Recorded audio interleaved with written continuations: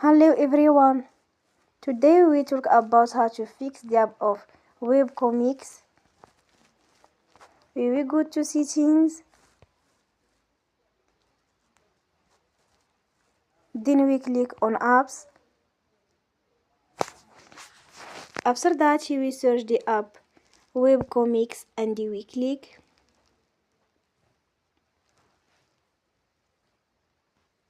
You will on for stop.